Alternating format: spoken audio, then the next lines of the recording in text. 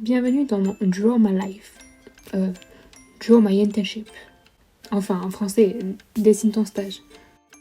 J'ai eu l'occasion d'effectuer un stage de 4 semaines dans une classe de CE2 au sein de l'école de Las Terrenas, appelée École française de Théodore Chassériau et renommée aujourd'hui Lycée français international de Las Terrenas.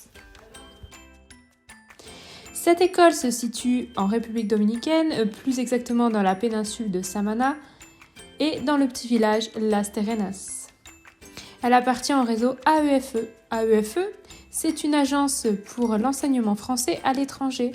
C'est donc un établissement public sous la tutelle du ministère de l'Europe et des Affaires étrangères.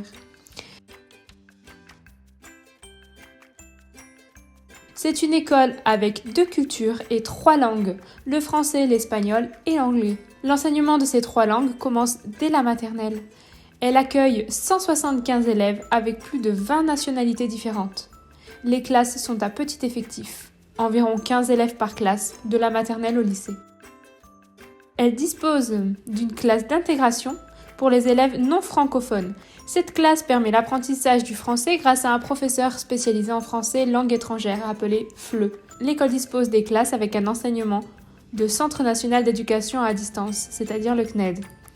Le lycée français de Las Terrenas propose aussi des activités extrascolaires. C'est un établissement qui est équipé d'un laboratoire, d'une bibliothèque multimédia, d'une salle informatique, d'un terrain goudronné, qui sert de terrain de sport, et de multiples matériaux comme des vidéoprojecteurs, une imprimante 3D et encore beaucoup d'autres choses. Pour l'année 2019-2020, l'école a mis en place un service de restauration lié aux nouveaux horaires dus à des problèmes environnementaux comme la pollution.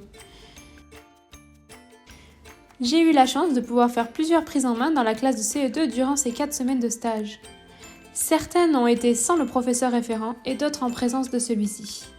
Tout d'abord, mon stage se situe sur la période 3 et la période 4 de l'année scolaire. L'année est divisée en 6 périodes. J'ai pu mener plusieurs disciplines régulièrement comme les sciences, l'éducation musicale et parfois l'histoire-géographie.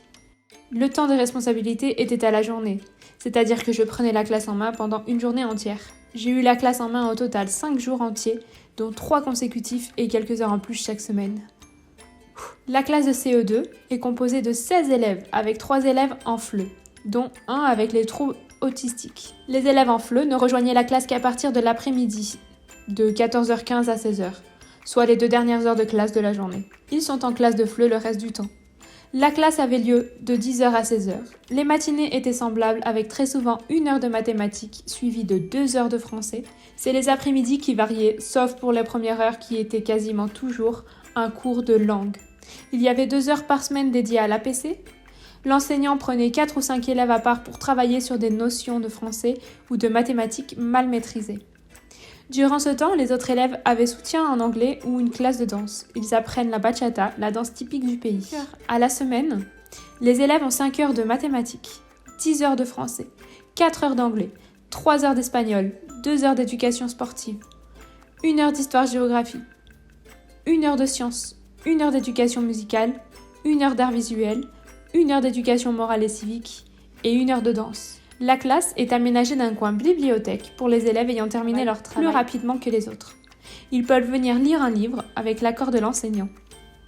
Au fond de la classe, un coin rangement est présent pour les élèves. Ce sont comme des casiers avec des boîtes en plastique où les élèves laissent leur matériel secondaire comme les feutres, la peinture, le papier cartonné et tout le reste. Il y a un ordinateur dans la classe à disposition de l'enseignant. La décoration de la classe reste assez sobre avec quelques affiches reprenant les règles de la classe ainsi que les fiches méthodes comme les pronoms personnels sujets, des aides pour l'espagnol et l'anglais, etc. Il n'y a pas trop d'informations, ce qui pourrait nuire à l'utilité des affiches mémotechniques. Les tables étaient disposées en forme de U permettant aux élèves de tous se voir et de créer un espace propice au dialogue. Mais aussi grâce à cette disposition, l'enseignant peut ainsi se déplacer auprès de chaque élève plus facilement. Cependant, certaines limites à cette disposition sont que les élèves, ceux à côté en général, sont en permanence en biais pour regarder le tableau ou la maîtresse, et que l'enseignant n'a pas tous ses élèves dans son champ de vision lorsqu'il est à l'intérieur du U. Les élèves ont une place attitrée. Ils sont placés de manière à ce qu'un élève en difficulté soit à côté d'un élève avec des facilités, afin de pouvoir l'aider et jouer le rôle de son tuteur.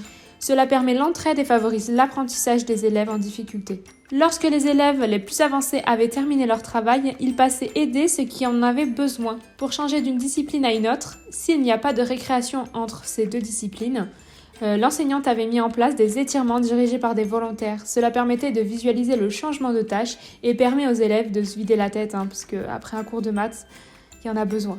Cela améliore la concentration et les prépare aux prochains apprentissages. J'ai effectué des séances dans toutes les matières, sauf en langue, puisqu'il y avait des professeurs spécifiques. Parmi ces séances, j'ai choisi de présenter une séance, voire séquence, d'éducation musicale, car c'est une séquence que j'ai pu créer moi-même. En effet, les autres séances étaient plus ou moins guidées, l'enseignante avait déjà sa préparation de fait. Elle ne m'a cependant passé que les supports comme les exercices. J'avais donc le fond. Il fallait que je crée la forme des séances. Je devais m'adapter au support, ce qui rendait la tâche plus complexe, mais aussi j'étais en quelque sorte obligée de rester dans la forme de l'enseignante parce que les élèves avaient l'habitude de travailler ainsi.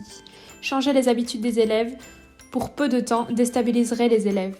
Dès mon arrivée, l'enseignante m'a proposé de gérer le cours d'éducation musicale. Peut-être n'aimait-elle pas ça. J'avais carte blanche. J'ai donc réfléchi sur ce que je pouvais apprendre aux élèves. J'avais le choix entre la connaissance des instruments de musique ou la pratique vocale, même si je n'ai pas une voix parfaite. Je voulais qu'ils apprennent quelque chose de plus que le seul fait de chanter. Je suis donc partie ambitieusement sur un chant en canon. Oui.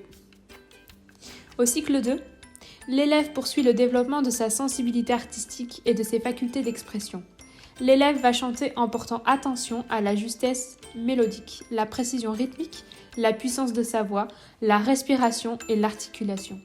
Il apprend à tenir sa voix et sa place dans une production collective. L'élève va aussi se construire des références culturelles liées à l'histoire des arts. Il distingue des éléments musicaux simples comme l'intensité, la hauteur, le tempo, le rythme et le timbre, mais aussi il exprime ses émotions et utilise un vocabulaire précis. Le canon chanté est une superposition par phrase, c'est-à-dire la même mélodie est chantée en imitation, les différentes voix qui entrent successivement à la fin de la première phrase. C'est quelque chose de simple à la première vue, mais il en est difficile de conserver une pulsation régulière afin que l'harmonie soit préservée durant le déroulement de la polyphonie. Les élèves ont appris lors de cette séquence la définition d'un chant en canon, comment il fonctionnait, et aussi ont appris à chanter en canon. Enfin, ont essayé. Pour y parvenir, ils ont appris à préparer leur corps au chant, donc à échauffer les corps et leur voix. Ils ont pu distinguer les différentes voix lors de l'écoute, c'est-à-dire développer leur polyphonie.